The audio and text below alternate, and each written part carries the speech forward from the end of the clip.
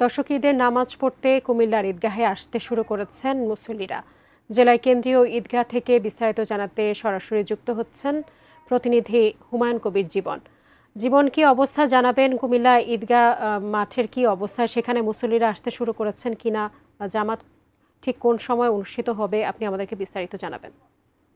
এখানে কিন্তু যারা ঈদের নামাজ পড়ার জন্য ঈদের যে কেন্দ্রীয় যে ঈদগাহ, সেই ঈদগাহে কিন্তু মুসল্লিরা আসতে শুরু করেছে এবং আমরা দেখেছি যে আসলে বিভিন্ন সরকারি প্রতিষ্ঠানের কর্মকর্তারা এবং কুমিল্লার বিভিন্ন নাগরিকরা, বিশিষ্ট নাগরিকরা কিন্তু ইতিমধ্যে ঈদুল আজহার নামাজ আদায় করার জন্য তারা কেন্দ্রীয় ঈদগাহে আসতে শুরু করেছেন এবং এই ঈদগাহে কিন্তু প্রতি বছরের মতো এবারও কিন্তু আসলে মানুষের যে মুসল্লিদের যে ঢল সেটি কিন্তু নামবে, আমরা যেটি জানতে পেরেছি। এবং বিশেষ করে আসলে এই ঈদুল আজহা উদযাপন উপলক্ষে যে ত্যাগের যে ঈদ, কোরবানি ঈদ, সেই ত্যাগের মহিমার ঈদকে আসলে আনন্দিতভাবে আনন্দ করার জন্য সেই সাথে এবং এই নামাজের পরে কিন্তু কোলাকুলি হবে এবং একে অপরের সাথে ঈদের শুভেচ্ছা বিনিময় করবেন। আমরা দেখতে পাচ্ছি যে এখানে জেলা প্রশাসক এসেছেন এবং এখানে স্থানীয় একজন যিনি বিএমপি সভাপতি আছেন তিনি সহ এবং বিভিন্ন অনেক রাজনৈতিক নেতৃবৃন্দরা কিন্তু তারা এসেছেন। আমরা একটু জেলা প্রশাসকের সাথে একটু কথা বলতে চাচ্ছিলাম, তিনি একটু ঈদের শুভেচ্ছা বিনিময়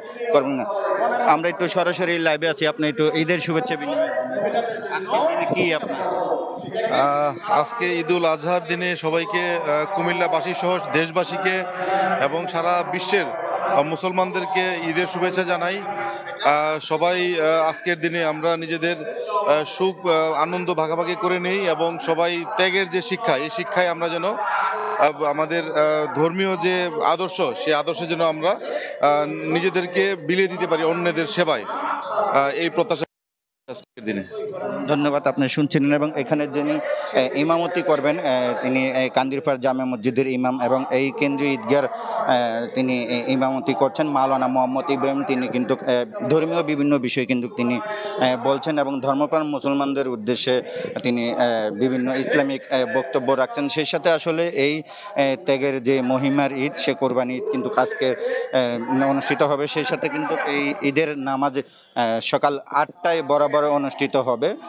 সেটাই এখন আমরা দেখছি যে যারা এখানে ঈদগাহে এসেছেন তারা নামাজের অপেক্ষায় আছেন। ঈদের নামাজ অনুষ্ঠিত হবে 8টায়। তো এই ছিল আমার কাছ থেকে সর্বশেষ।